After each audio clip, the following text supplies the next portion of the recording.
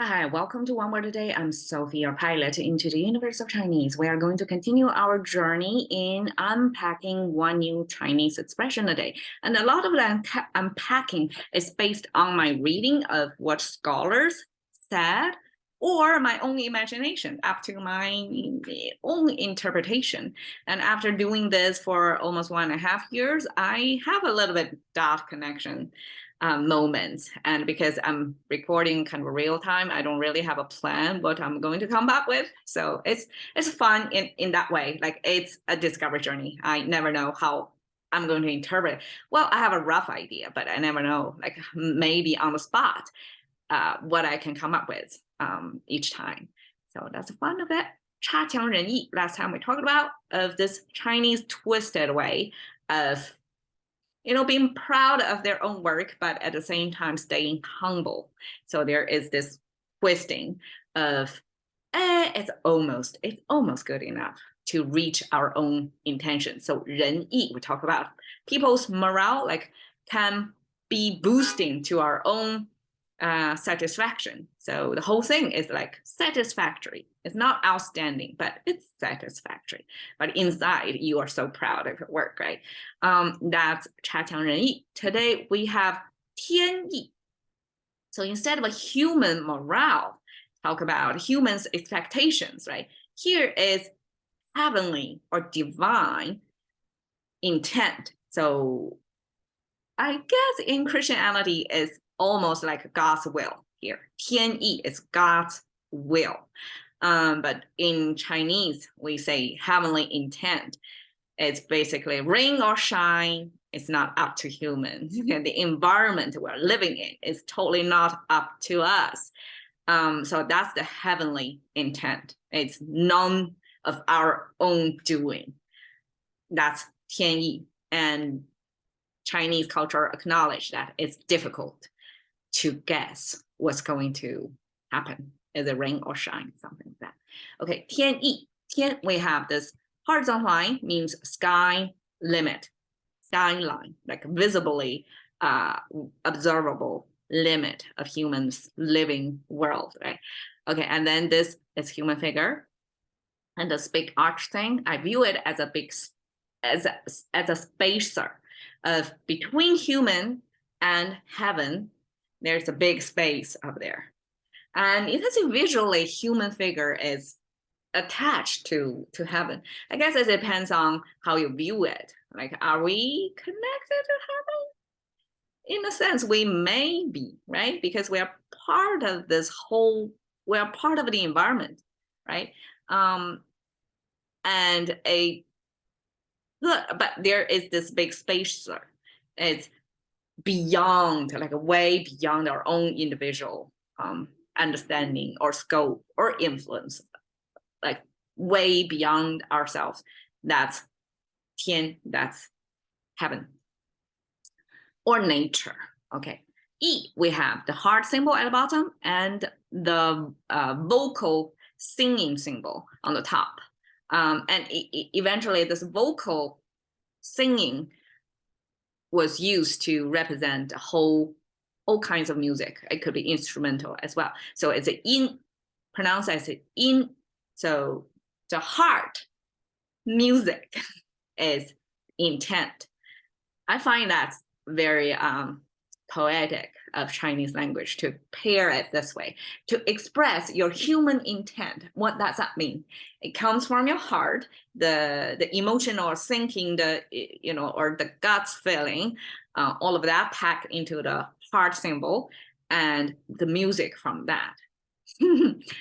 Okay, the in came from the mouth symbol, kind of like a box with up to the corner of the kind of like a smiley face box symbol.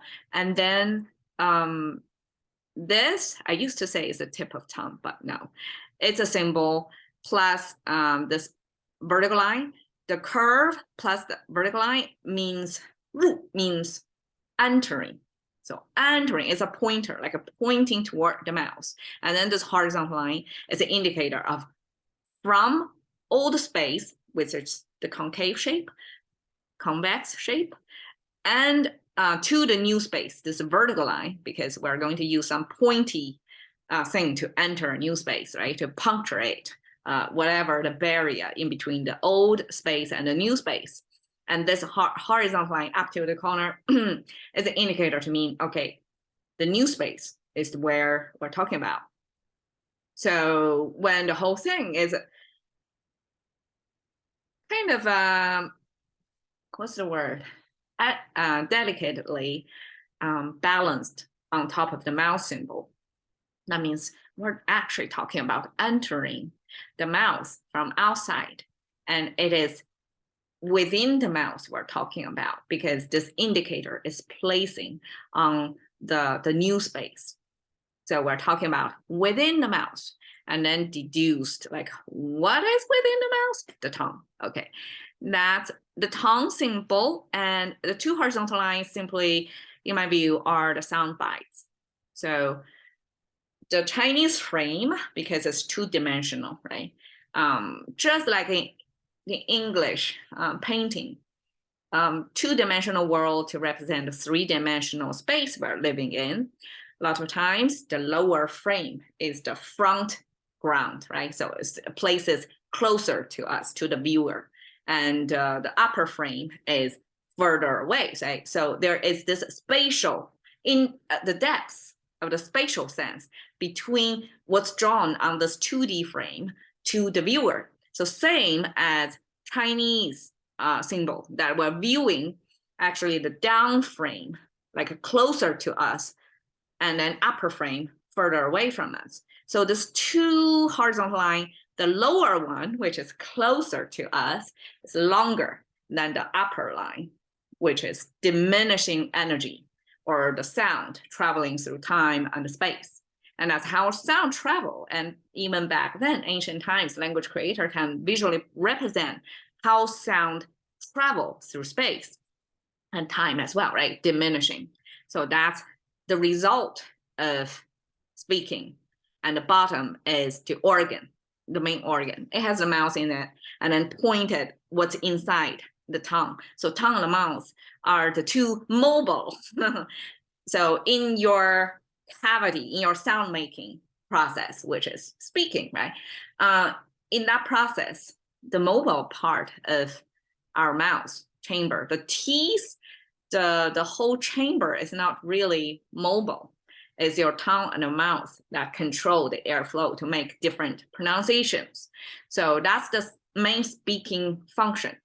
And then the horizontal line within the mouth means sweet speaking, sweet speaking. Why sweet? It's because in another character called gan, the character gan means sweet, and it's defined by the mouth symbol by a horizontal line within the mouth. That means something sweet held in a long time within the mouth. So I guess candy chewing was a long ingrained human practice. Like we want to put something sweet in the mouth, hold it for long to enjoy that. So that becomes the symbol for sweetness.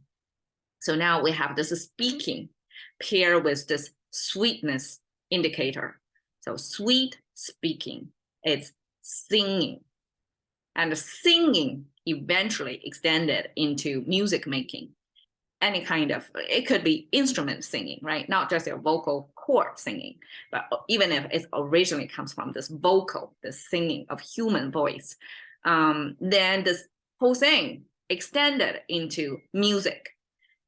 The heart of the music is intent. There we go. Nan, we have the bird symbol. So you can visually see it's a bird, right? It's kind of aerodynamic with a beak, with an eye, with a fluffy feathers, and well tucked back feet in flight, right? It's a side view of a bird in flight. And then the left side is kind of a cooking symbol. So this is the cookware, the pot, something cooking inside the pot, and then the stand. So I guess this is an ancient stove or kitchen back then.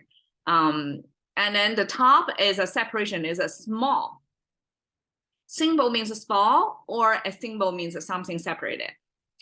And we can imagine, like back then, hunter-gatherer society, or like, you know, you can catch a bird as food source, or you can raise, you can domesticate as chickens or ducks. right? In either case, this bird act as the food source are going to be separated, like cut into pieces, put in the pot, being cooked. And eventually, this used to symbolize the concept of heart. There was a little bit stretch of logic. I don't exactly know why it was borrowed from this bird symbol, from this cooking, chopped up cooking symbol. Eventually, it means heart. Probably catching a bird is a hard thing, and cook a bird and dissect it is a hard thing. The whole thing, endeavor of eating, just simply having chicken, right, is a difficult thing in ancient times. That's my, interpretation. Okay, gas. We actually have this gas symbol, have the left side of water symbol, the middle side is human C, the right side is a knife symbol. So human C, knife, almost, together, originally it means to test out how deep the water is. And because it has a water symbol on the left side, so that means it's something related to check out the water, right? And then the human C have this eyeball, verticalized eyeball icon sitting on top of a two-legged human figure. That means it's a human C, right? So observing the water. And the knife, I'm thinking of, it means it's using mental power to not only observe, but kind of dissect. From the observation, try to come up with something, some pattern recognition, right, behind it to guess what's the next step, right? So that's the guess. So guess is a prediction. So to predict based on what you already observed. So observable. From observable data, extrapolate, build a model, try to guess, forecast what's going to happen. That's all packed in this Chinese character. Simply put, it's a guess. So 天意难测 means what heavenly plan is, or God's will, is really difficult to predict. It's basically unpredictable. So now I'm putting this starry sky over a lake in a kind of a lagoon perspective to show you this nature, this magical place as nature, that human, when we see this land, this water, the sky, it's really hard to tell, like, okay, how many sciences we came up with already since then. We have astrology, we have oceanography, and then we have a geography, right? Geology, all that, and weather forecasting, all that are trying to understand the patterns in nature, trying to do this prediction, trying to do this guesswork of what's going to happen. And given, we have a certain success and a success rate, right? I guess it right to a certain percentage, but it's always, at least up till now, humanly difficult to achieve 100%. Guess the 天意, the divine plan or intention, how things are going, either in nature or human society or our own behavior. It's hard to guess. That makes life more fun, isn't it? So that's Chinese unpredictable. 天意难测. Cash into the currency of thinking about one word a day with Sophie. See you another day.